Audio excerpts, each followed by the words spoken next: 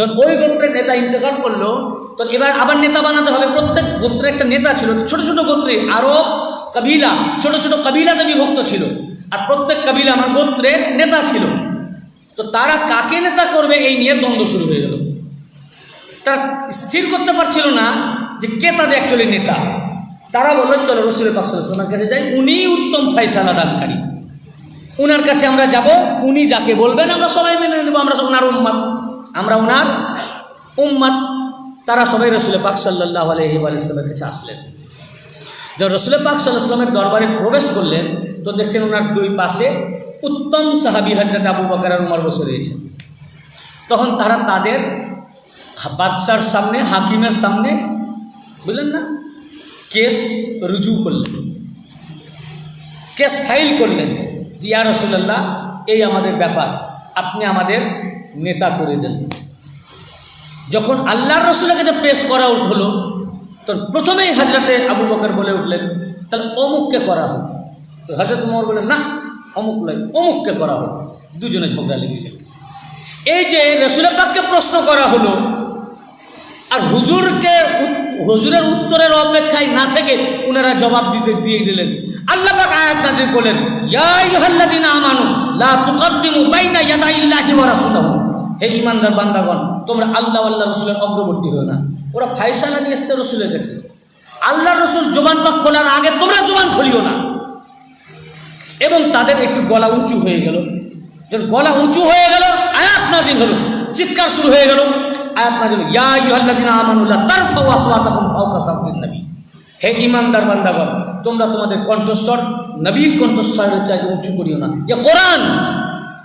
এবং তোমরা একে অপরের সাথে যেমন কথা বলো, অমনিভাবে নবী পাকের সামনে বলো না। যদি তা করো, তা তোমাদের সকল আমল বরবাদ হয়ে যাবে, অথচ টের পাবে না। এই আয়াতের তাফসীর, এটা তো আমি শুনিয়ে দিলাম। দেখুন, এই হাদিস ইমাম বুখারী রিওয়ায়াত করেছেন। সহিহুল বুখারী কিতাবুত তাফসীর, সূরা হুজরাত, বাবু লা তারফাউ ফাওকা সাওতিন নবী, এই বাবে এই বাব হাদিস নাম্বার, পৃষ্ঠা হচ্ছে বাইরুত প্রিন্ট লেবানন, 1022 থেকে 1023 পৃষ্ঠা, হাদিস নাম্বার 4875 লেবানন প্রিন্ট, এবং হাদিস নাম্বার 4367। বুখারী শরীফ ছাড়াও কোরআন পাকের তাফসীর আল্লামা জালালউদ্দিন সুয়ুতী তাফসীরে দুররে মনসুরের 13তম খণ্ড, আল কাহিরা মিশন প্রিন্ট, 529 থেকে 530 পৃষ্ঠা, এবং ইমাম তিরমিজি শরীফ 2য় খণ্ড 249 পৃষ্ঠা, হাদিস নাম্বার 3570। এটা বাইরুত প্রিন্টের হাদিস নাম্বার। এতগুলো হাদিস এবং তাফসীরের কিতাব আমি এই ইবারত বুখারী থেকে আপনাদের শোনাচ্ছি। শুনুন, মাথা খারাপ হয়ে যাবে ভাই। আমরা কোথায় পড়ে রয়েছি ভাই? ইসলাম কি, আর ইসলামটাকে কি বানিয়ে রাখা হয়েছে। সহিহ বুখারী, তোমাদের ক্ষমতা থাকলে বুখারী থেকে হাদিসটাকে মুছে ফেলো, বুখারী থেকে দূর করো। এই আয়াতের তাফসীর শানে নজুল, আন আবি জুরাইজ قال اخبرني ابن ابي মুলাইকা। হযরতে আবু জুরাইজ বর্ণনা করছেন, তিনি বলেন যে আমাকে ইবনে আবি মুলাইকা খবর দিয়েছেন যে আন্না আব্দুল্লাহ ইবনে জুবায়ের আখবারাহুম, হযরতে আব্দুল্লাহ ইবনে জুবায়ের তাদেরকে খবর দিয়েছেন, যিনি রাসূল পাকের সাহাবী আব্দুল্লাহ ইবনে জুবায়ের রাদিয়াল্লাহু আনহু তাদেরকে খবর দিয়েছেন, আন্নাহু কুদিমা রাকবু মিন বানি তামিম আলা নবী সাল্লাল্লাহু আলাইহি ওয়াসাল্লাম। বানু তামিম গোত্র নবী পাক সাল্লাল্লাহু আলাইহি ওয়াসাল্লামের কাছে আসলো। ফকাল আবু বকর, ওই খেলাফতের ওই নেতা নির্বাচনের ব্যাপারে, ফকাল আবু বকর আমিরিল কাকা ইয়াবনা মাহবাদ। হযরত আবু বকর বললেন, কাকা ইবনে মাহবাদকে তোমরা তোমাদের আমির বানাও, নেতা বানাও। ওয়াকাল উমর বল আমির আকআ ইবনা হাবিস। আর উমর বললেন তখন, না, আমার মত যে তোমরা আকরা ইবনে হাবিসকে আমির বানাও। ফকাল আবু বকর মা আরাদতা ইলা আও ইল্লা খিলাফি। আমি দেখি হে উমর, তুমি সবসময় তুমি আমার সাথে বিবাদ করো, আমার খেলাফ কাজ করো, বুঝেছি না, ঝগড়া চলছে। হে উমর, তুমি শুধু আমার বিরুদ্ধাচরণ করো।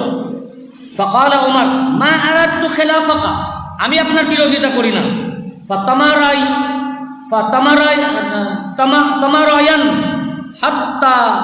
হাত্তার তাফা আসওয়াতাহুমা, তখন ওনাদের গলা উচ্চ হয়ে গেল, দুজনে চিৎকার করতে লাগলেন। হযরত আবু বকর উমরকে চিৎকার করছেন, হযরত উমর আবু বকরকে চিৎকার করছেন, যেমন হয়। বুঝতে পারছেন না? যেই ওনাদের চিৎকার শুরু হয়ে গেল, ফানাজালাল্লাহু ফি যালিক ইয়া আইয়ুহাল্লাযীনা আমানু লা তুকদ্দিমু বাইনা ইয়াদাইল্লাহি ওয়া রাসূলিহি। এই আয়াত পাক শেষ পর্যন্ত আয়াত নাযিল হলো, খবরদার তোমরা তোমাদের তোমরা আল্লাহ এবং আল্লাহর রসুলের অগ্রবর্তী হইও না, আল্লাহ এবং আল্লাহর রসুলের অগ্রবর্তী হইও না।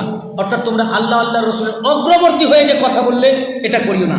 এটা তো ভাই হলো আরও মারাত্মক কথা, এটাও সহিহ বুখারী, এটা তাকাদ্দুমের ব্যাপারে।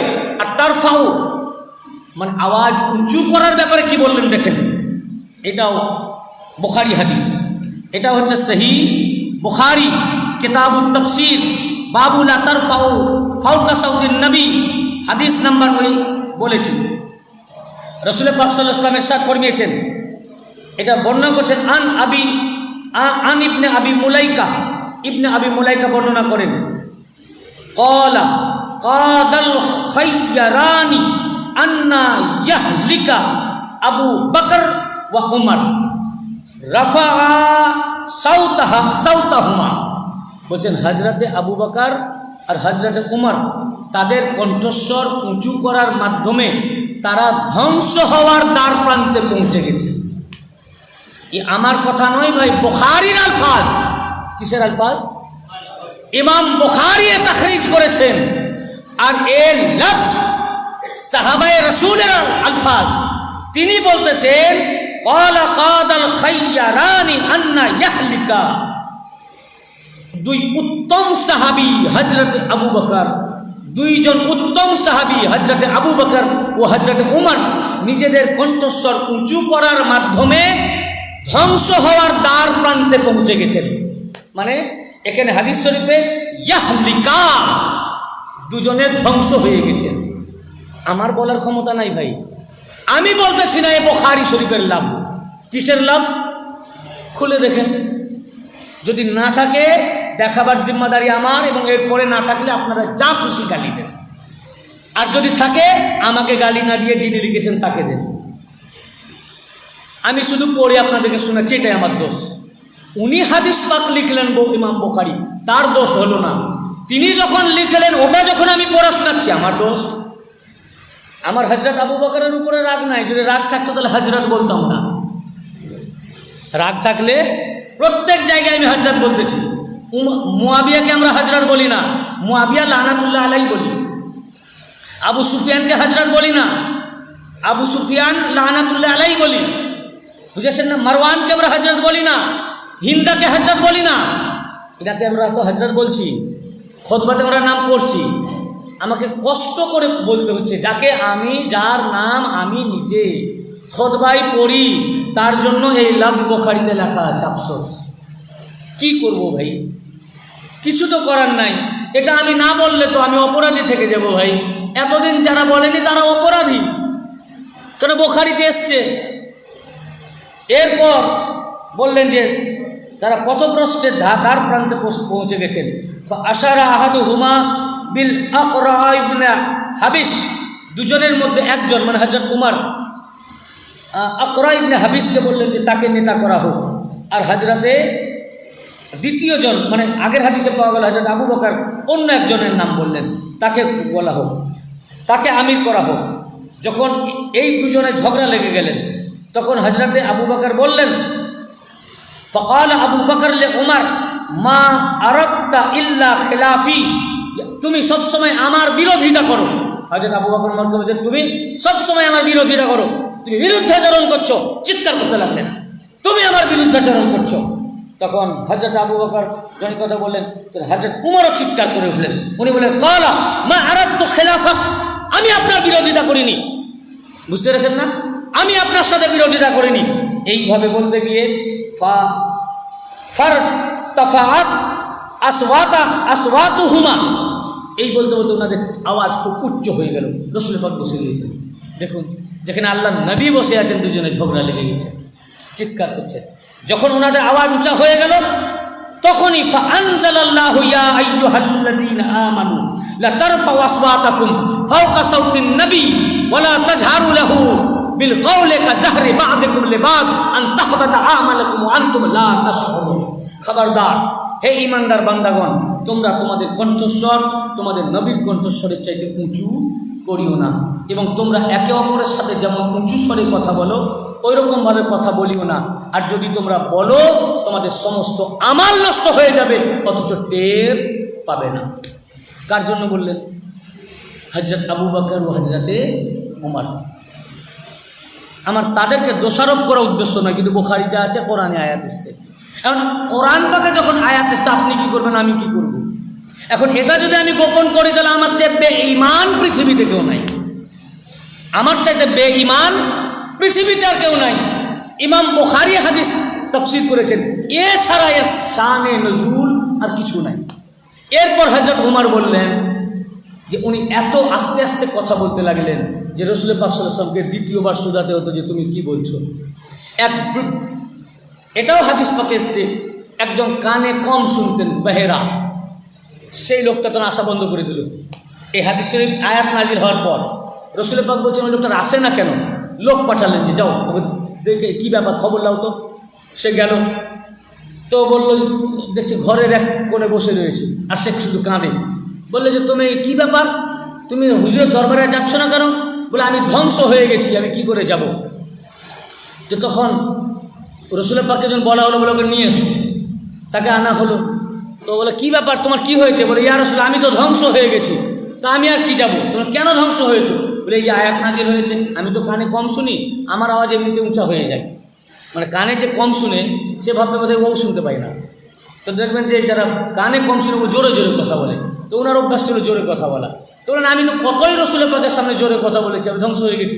আল্লাহ নবী বলেন না, এক তোমার উপরে আর নাজিল হয়নি, ওই দুজনের উপরে। আর তুমি তো তখন জানতে না, এখন জেনে গেছো, এখন কথা আসতে বলবে। এটা তোমার জন্য নয়, এটা তাফসিরে এসছে। তো তাফসিরে এসছে এটাকে শানে নুজুল বানিয়ে দিয়েছে মুল্লারা। শানে নুজুল বুখারী, মুসলিম, তিরমিজি, আল্লামা সুয়ুতি, তামাম মুহাদ্দিস ও মুফাসসিরে কিরাম উল্লেখ করেছেন। এই শানে নুজুল এটাই, যেটা উল্লেখ করলাম। লাস্ট একটি হাদিস আপনাদের শুনিয়ে আপনাদের আমি ছেড়ে দেব ইনশাআল্লাহ, অনেকক্ষণ হয়ে গেছে। এই হাদিসটা আরও মারাত্মক, আমার বলতে খুব কষ্ট হচ্ছে, কারণ তাদের নাম আমি খুতবায় পড়ি, তাদের নাম আমাদের দরবার পাকেও পড়া হয়, আর আমি নিজেই পড়ি, এই জন্য আমার বলতে খুবই কষ্ট হচ্ছে। এই হাদিস, এটা কোরআনের আয়াত পাকের শানে নুজুলে প্রথমে নাজিল হয়েছে। এটা হচ্ছে সূরার নাম সূরা আর-রাদ, সূরা রাদ 16 নম্বর আয়াত। আম জাআলাউ লিল্লাহি শুরাকা খালাকু কা খালকিহি। এই আয়াতের তাফসীর, এর মানে তারা কি আল্লাহর জন্য এমন শরীক স্থির করেছে যারা আল্লাহর মতো কিছু সৃষ্টি করে? এই আয়াতের তাফসীরে তাফসীরে দুররে মানসুর, আল্লামা জালালউদ্দিন সুয়ুতি, আল কাহিরা, মিশর প্রিন্ট, 8ম খণ্ডের 418 পৃষ্ঠা।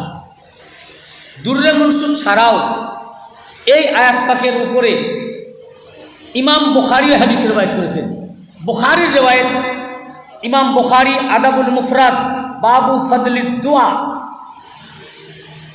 বাব নম্বর 296, পৃষ্ঠা 247, হাদিস নম্বর 716। ইমাম বুখারীর রিওয়ায়াত। কার রিওয়ায়াত বলুন? ইমাম বুখারী। বুখারী ছাড়াও এই হাদিস মুসনাদে আবু ইয়ালা, 1ম খণ্ড, 60 পৃষ্ঠা, হাদিস নম্বর 58, 3খানা কিতাব, 2খানা হাদিস আর 1খানা তাফসীরের কিতাব। আমি এই ইবারত বুখারী থেকে শোনাচ্ছি। কোথা থেকে? এটাও বুখারী শরীফ, মানে বুখারী শরীফ হাদিসের কিতাবের নাম নয়, ইমাম বুখারী লিখেছেন, এই জন্য বুখারী শরীফ। বুখারী শরীফ হাদিসের নাম নয়, ওটার নাম আলাদা। সংক্ষেপে তার নাম আল জামিউস সহিহ, কিতাবের নাম আল জামিউস সহিহ।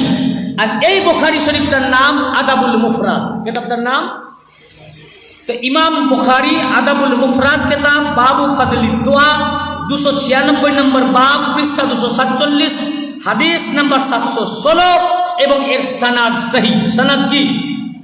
ইমাম বুখারী তাহকিক করেছেন এই হাদিসে সহি। হাদিসের পুরো সনদ সহ আপনাদের শোনাই। হাদাসানা লাইস قال اخبرني رجل من اهل البصره قال سمعت معقيل ابن ياسر يقول। হাদিস বর্ণনা করেছেন ইমাম বুখারী বলেন, আমার কাছে হাদিস বর্ণনা করেছেন রাজুলুম মিন আহলিল বাসরা, আমাকে বাসরার এক ব্যক্তি আমাকে খবর দিয়েছেন। সেই ব্যক্তি আমাকে বলেছেন সামিতু মাকিল ইবনে ইয়াসার, আমাকে মাকিল ইবনে ইয়াসার বর্ণনা করেন ইনতালাকতু মা আবি বকর, তার মানে মাকিল ইবনে ইয়াসার ইনি সাহাবিয়ে রাসূল। ইনি কে? সাহাবিয়ে রাসূল।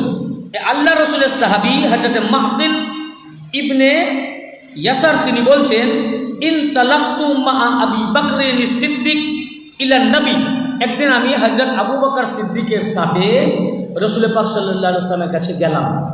মনোযোগ দিয়ে শুনবেন।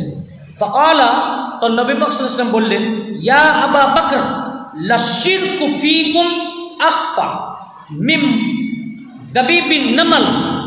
রাসূল পাক সাল্লাল্লাহু আলাইহি ওয়াসাল্লাম, হে আবু বকর, নিঃসন্দেহে তোমার মধ্যে শিরক পিপীলিকার পদচারণার চেয়েও সূক্ষ্মভাবে লুকিয়ে রয়েছে। খুব কষ্ট হচ্ছে বলছে রাসূল পাক হযরত আবু বকরকে বলছেন, হে আবু বকর, তোমার মধ্যে শিরক, কুফর বলেননি, শিরক এমনভাবে লুকিয়ে রয়েছে, গোপনভাবে লুকিয়ে রয়েছে, যেমন পিপীলিকার পদচারণা। মানে পিঁপড়ে চললে যেমন আওয়াজ না হয়, পিঁপড়ের আওয়াজ পান? এখানে অনেক পিঁপড়ে আছে, শুনতে পাচ্ছেন আওয়াজ? চলছে তো? পিঁপড়ের আওয়াজ শোনা যায় না।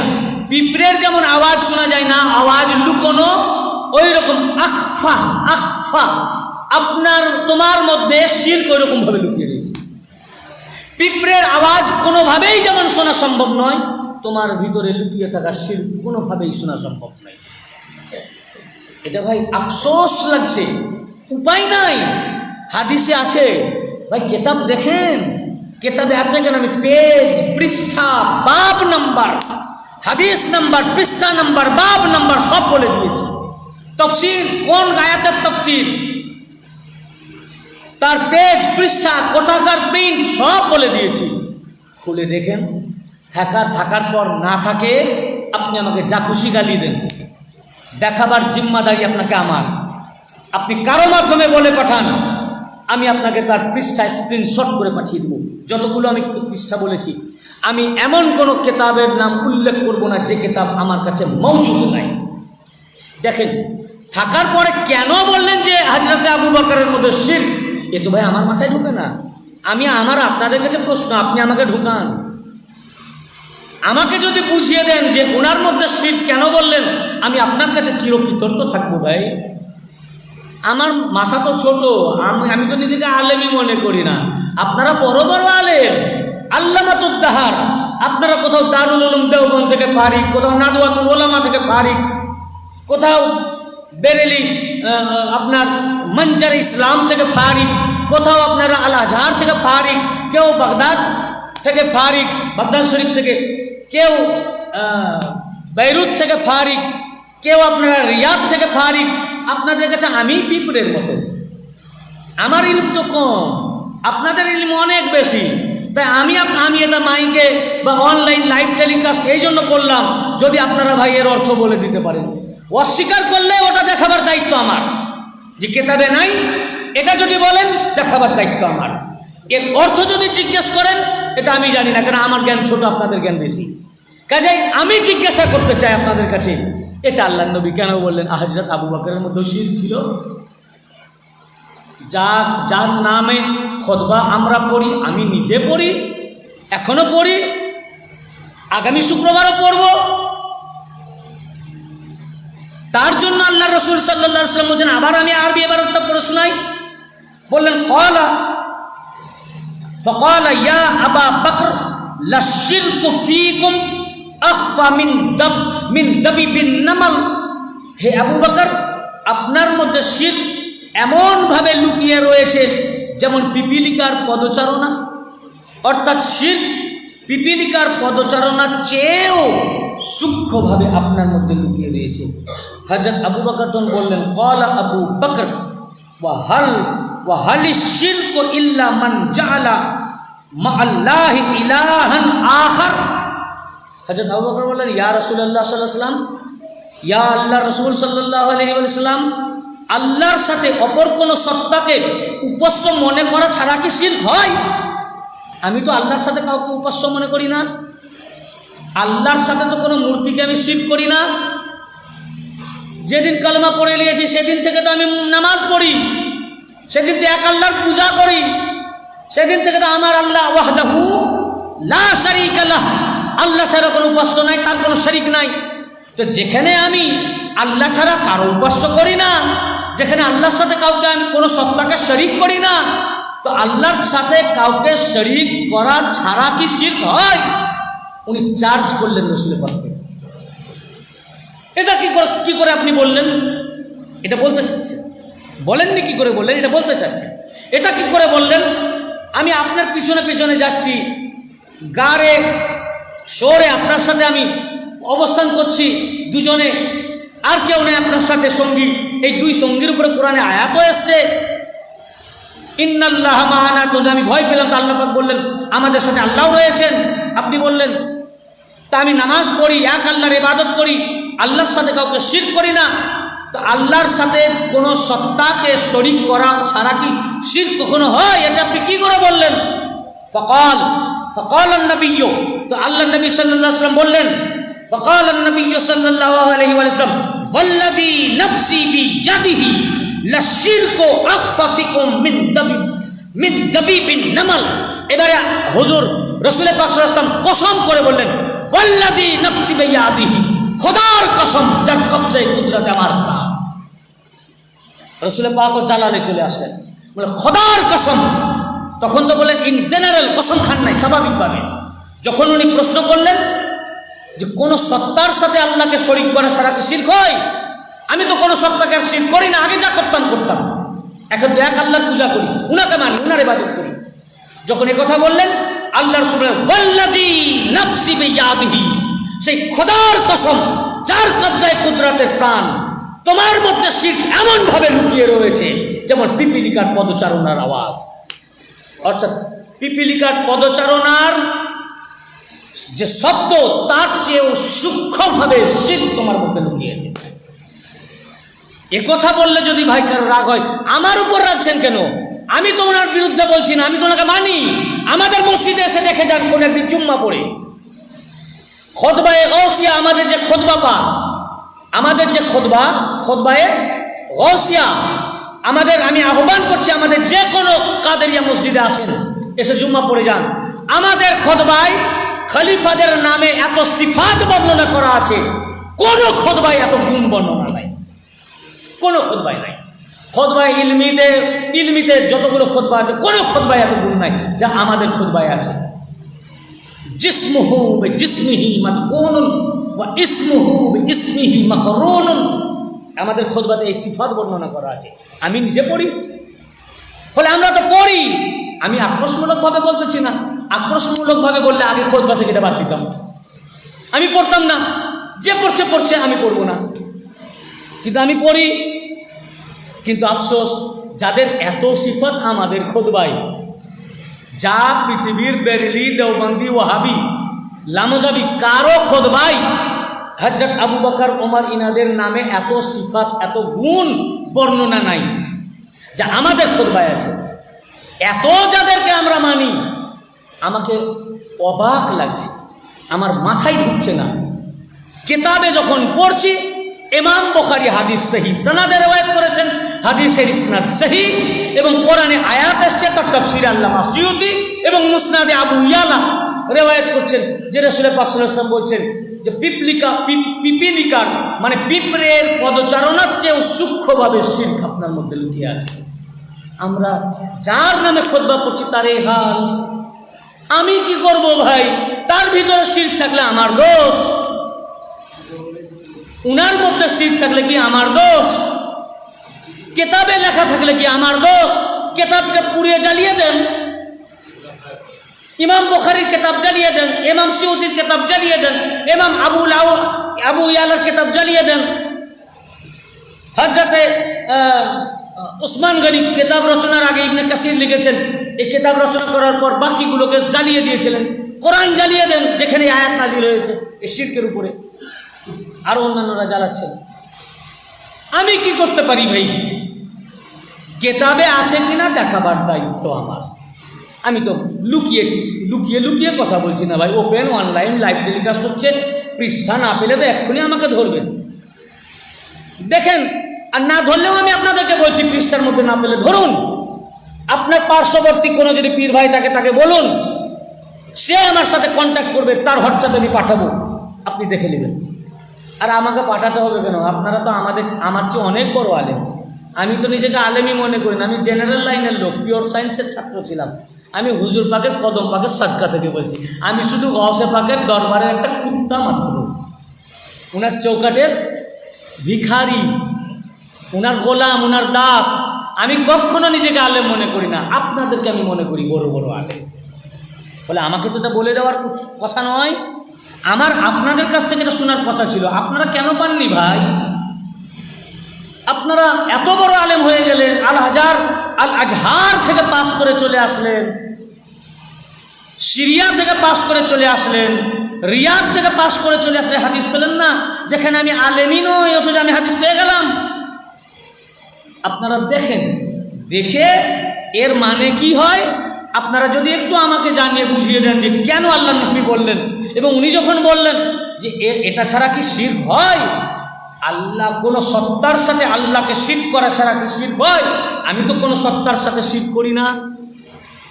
তখন আল্লাহ রসুল কসম খেয়ে বললেন, ওয়াল্লাযী নাফসি বিয়াদিহি, খোদার কসম, পিপিলিকার পদচারণার চেয়েও সূক্ষ্মভাবে শিরক তোমার মধ্যে লুকিয়ে রয়েছে, তোমার মধ্যে লুকিয়ে রয়েছে। ভাই মাথায় কিছু ঢুকছে, ঢুকলে আমাকেও বুদ্ধি দেন, আমার মাথায় কিন্তু ঢুকছে না।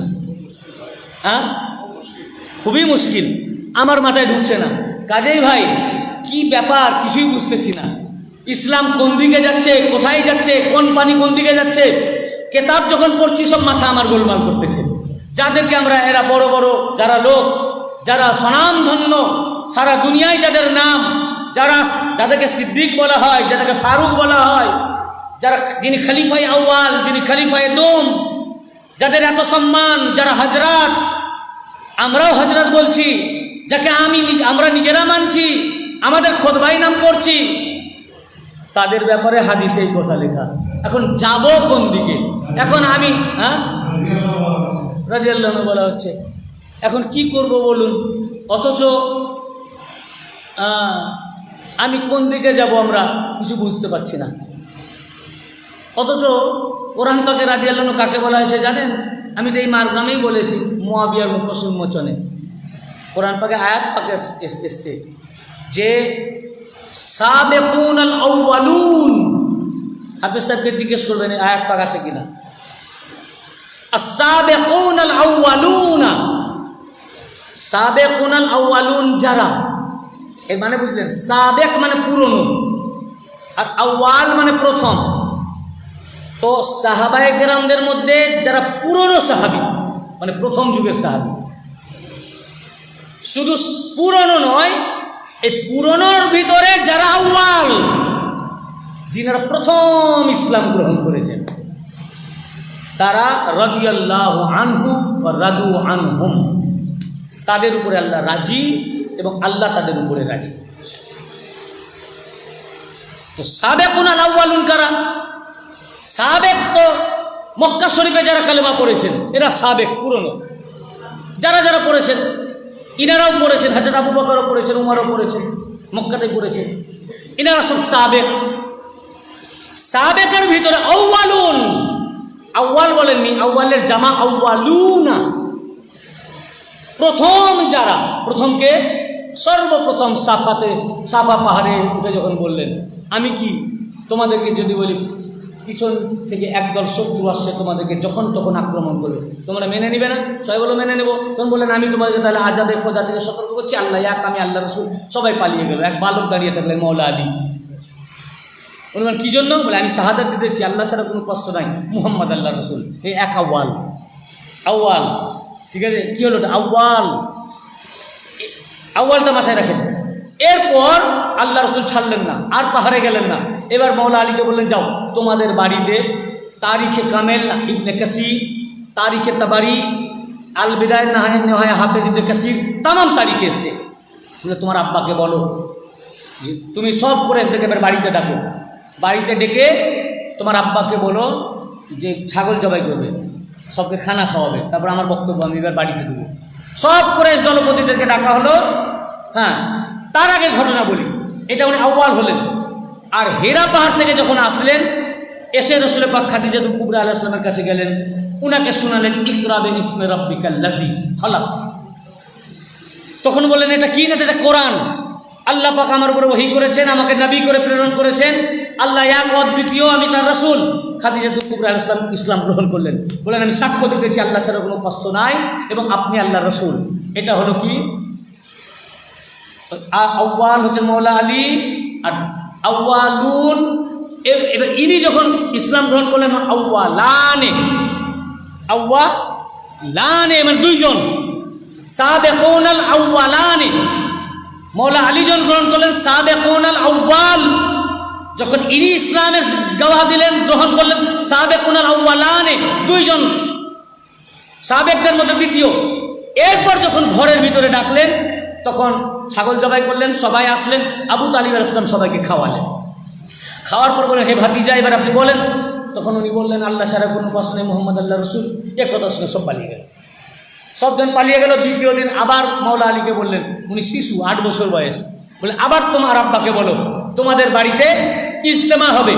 আবু তালিব আলাইহিস সালাম বাড়িকে ইসলামের মারকাজ বানালেন, নিজের বাড়িকে বানাননি, নিজের বাড়িকে বানালেন, আবু তালিব আলাইহিস সালাম বাড়িকে ইসলামের মারকাজ বানালেন। বলে আবার বলো। দ্বিতীয় দিন আবার ছাগল আবু তালিব আলাইহিস সালাম জবাই করলেন। যদি উনি ইসলামকে অপছন্দ করতে হবে, হ্যাঁ এই জন্য তুমি ডেকেছিলে, আর আমার বাড়িতে ইজতেমা করতে দেওয়া হবে না, আমি ছাগল পকেটের পয়সাও খরচ করতে পারবো না, ছাগলও জবাই করতে পারবো না, তুই যা খুশি করো, আমার বাড়িতে নয়। কিন্তু কি দ্বিতীয় দিন আবার আবু তালিব আলাইহিস সালাম ছাগল জবাই করলেন। আবার সবাইকে মৌলা আলী আর আবু তালিব দুজন আলাইহিস সালাম দুজনে মিলে খাওয়ালেন। খাওয়ার পর আবু তালিব বললেন ভাতিজা আবার বলেন, কাল যেমন বলেছিলেন আবার আজ বলেন। আবার রসুল পাক বললেন, দিনের দাওয়াত দিলেন, আবার ওরা পালিয়ে গেল। তৃতীয় দিন বললেন যে মৌলা আলীকে আবার বলেন আপনার আব্বাকে। তৃতীয় দিন আবার ছাগল জবাই করলেন, দুধ, রুটি আর গোশত, এটাকে শরীদ বলা হতো, এটা খাওয়ানো হলো। খাওয়ার পরে আবু তালিব আলাইহিস সালাম হে আমার ভাতিজা আবার বলেন। তখন আবার দাঁড়ালেন, আবার বললেন আল্লাহ ছাড়া কোনো উপাস্য নাই এবং আমি আল্লাহ রসুল, তোমাদেরকে আজাবে খোদাতে ভয় দেখাচ্ছি, এটা মেনে নাও। এই 3 দিন যখন হয়ে গেল, এবার আবু তালিব আলাইহিস সালাম দাঁড়িয়ে গেলেন, আউয়ালুন হয়ে গেল। দাঁড়িয়ে বলেন হে আমার ভাতিজা 3 দিন ধরে আপনার বক্তব্য শুনছি, 3 দিন ধরে আপনার বক্তব্য শোনার পর আপনাকে মাদাদ করা, সাহায্য করা আমার জন্য ওয়াজিব হয়ে গেছে এবং আমি লা আকবালানা মুআমানাতাক, আপনার মুআমানাতকে আমি কবুল করে নিলাম, ওয়া আকবালানা লি হাদিসিক, এবং আপনার বক্তব্যকে আমি কবুল করে নিলাম। অর্থাৎ আপনি যে বলছেন লা ইলাহা ইল্লাল্লাহ মুহাম্মাদুর রাসূলুল্লাহ, আল্লাহ ছাড়া কোনো উপাস্য নাই, মুহাম্মদ আল্লাহ রসুল, এই তাওহীদ ও রিসালাতকে আমি কবুল করে নিলাম। মৌলভী সাহেব শুনতে পাই না তো আমি কি করব? আবু তালিব আলাইহিস সালামের কলমা পড়া। তো এই দ্বিতীয় হলেন আবু তালিব আলাইহিস সালাম, হয়ে গেল আউয়ালুনা। যখন মৌলা আলী ইজহার করলেন তো হয়ে গেল সাবেকুনাল আউয়াল। খাদিজাতুল কুবরা আলাইহিস সালাম ইজহার করলেন সাবেকুনাল আউয়ালানে।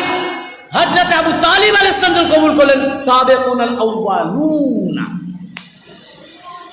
যে সাবেকদের মধ্যে প্রথম যিনারা ইসলামের গওয়াহি দিয়েছেন, প্রথম যারা বহু বছর ইসলামের গওয়াহি দিয়েছেন তারা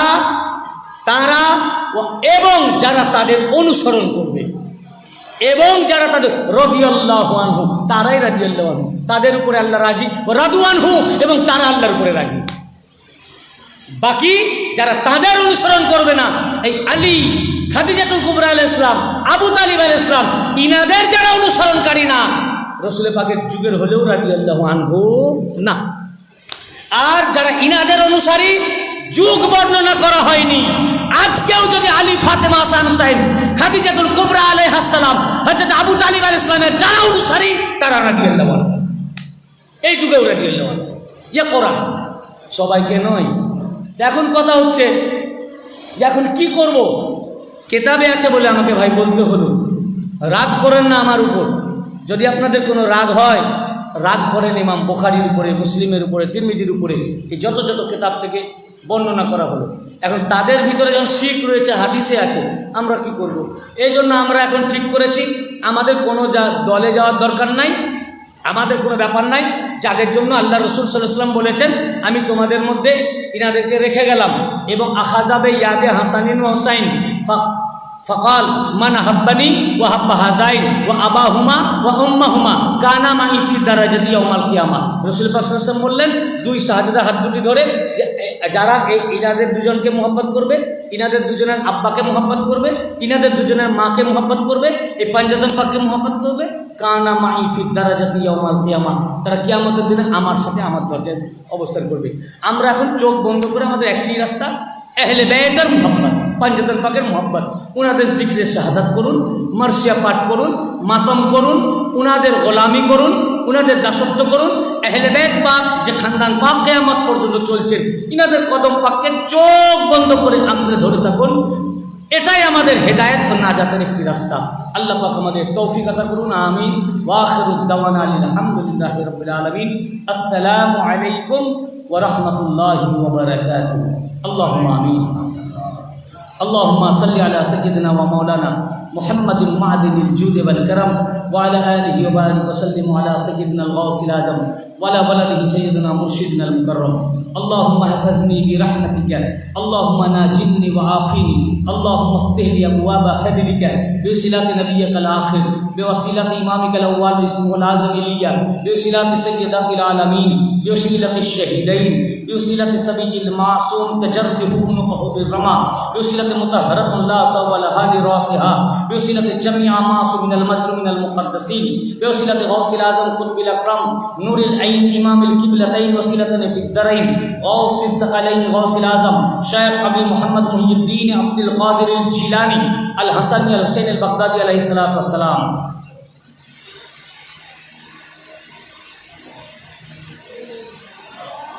हो मरहमत गुलामों को या रब गमे हुसैन, हो मरहमत गुलामों को या रब गमे हुसैन, करते रहे ये आठ पहर मातमे हुसैन, करते रहे ये आठ पहर मातमे हुसैन। वसल्लल्लाहु तआला अला खैरि खल्क़िहि मुहम्मद व अला अहलि बैतिहि व आलिहि अत-तय्यिबीन वत-ताहिरीन वल मासूमीन अजमईन, खुसूसन अला सय्यिदिना अल-गौसिल आज़म अमीनुल मकीन बिरहमतिका या अरहमर राहिमीन बहक़्क़ ला इलाहा इल्लल्लाहु मुहम्मदुर रसूलुल्लाह या शेख अब्दुल कादिर शय्यानुल्लाह। अस्सलामु अलैकुम